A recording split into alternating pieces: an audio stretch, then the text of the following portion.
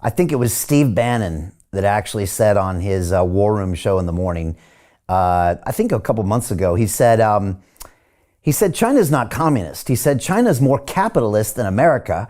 He said the only communists are the 1,000 thugs at the top that make all the decisions. Now, look, I'm not saying he's right on any of those terms that he said, but it was an interesting insight that in fact it is a country that is very good at receiving that feedback, and it isn't classical socialist or communist like we might have thought of regimes in the past in the West, but also there is that group at the top that's making some of those decisions. I'm kind of curious what you think about that. And also, I'm curious what it would be like if I was in China right now and what I would see as some of the country's problems. If you're in America right now, you might look around and say, okay, wow, all of these young people are going into debt with their education and they can't buy a house like they used to be able to, doctor, 30, 40 years ago. We've got a growing gap between the wealthy and the poor. And we've got, some other issues on the horizon like AI that make everybody nervous. I'm curious if you had to go to China and talk about the problems there, are they similar? Are they not? I'm hearing there is this kind of youth generation in China now that are feeling like they want to check out. I saw this whole kind of lying flat movement where it had these young people just maybe even opting out of the society and also facing some repercussions on the back. So I know that's quite a few questions, but I really want to get your thoughts. Okay, so let's separate these two issues. One is Steve Bannon's view on China, and the other is what is going on in the Chinese economy today. I disagree with Steve Bannon on many, many issues, and I disagree with him on this issue as well. Let's just be very specific. In terms of his view that the policymakers in China act on kind of market-driven information. Look at the one-child policy program that they have implemented. At the beginning, you could argue that the one-child policy program was designed to moderate the population growth in a country that was struggling with agriculture, with the economy, with feeding its people.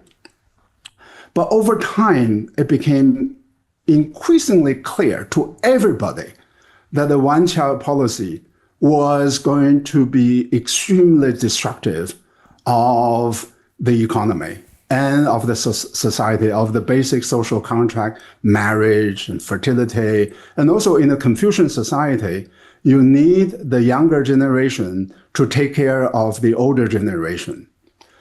Yet the policy persisted way beyond the usefulness and the utility of the policy program to a devastating effect.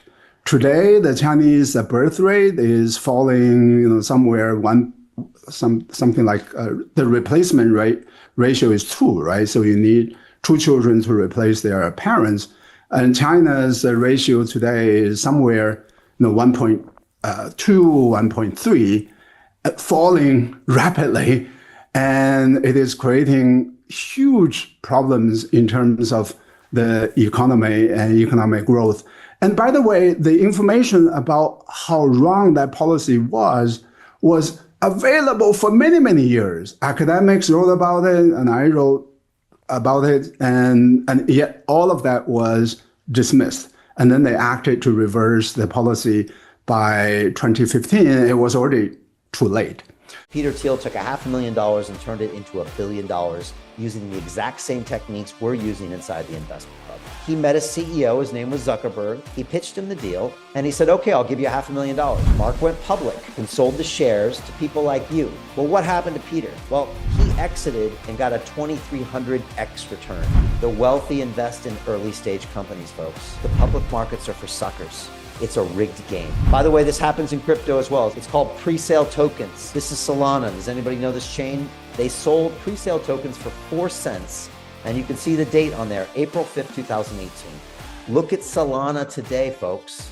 That thing's up over 1,000x The media and Wall Street and all these hype people get you to buy the top. Meanwhile, they put their clients in at the bottom and they use you for liquidity to make their clients rich. You can play this same game. You just have to have the financial education and the deal flow. That's it. So this is related to the second question that you asked about what is going on in Chinese economy today. It is actually remarkable for a country that is now having very low replacement ratio and low fertility rate. They are struggling to find job opportunities for the young people.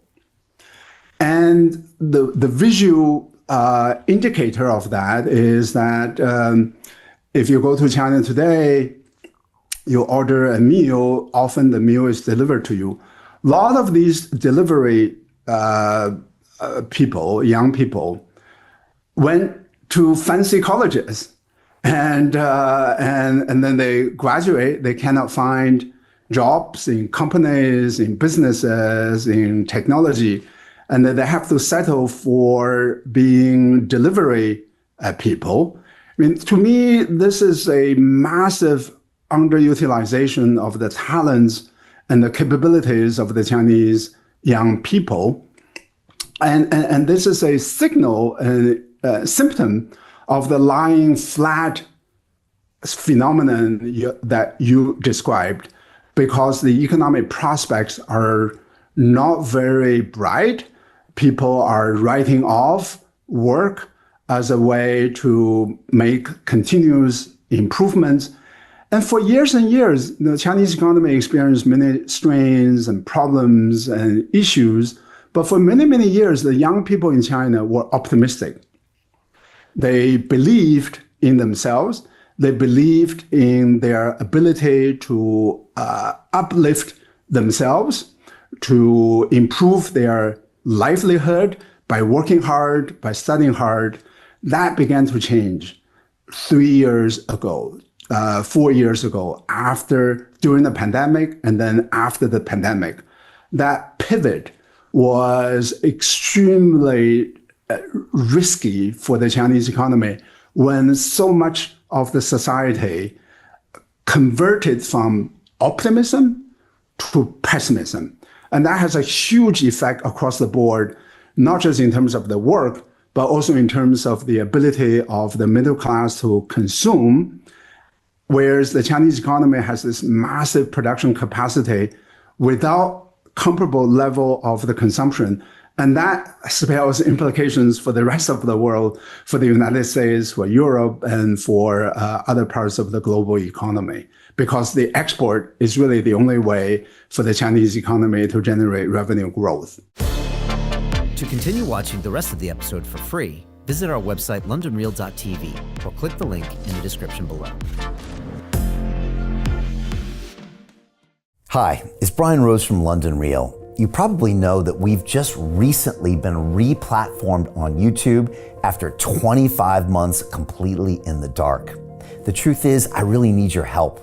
What I really need you to do is click on that subscribe button right now, like this video, and maybe even leave a comment or share the link with friends. We're really fighting against an algorithm that's tried to keep us quiet for so long. And the more subscribers we have, the more people watch our content, the better guests we can bring you, the better content, and we can continue transforming lives. We've been doing this for 14 years now. I want to do this for another 14 years, but I really need your help. So click on that subscribe button, like the video, leave a comment, share this, and we're going to continue to bring you more and more great content. Thank you.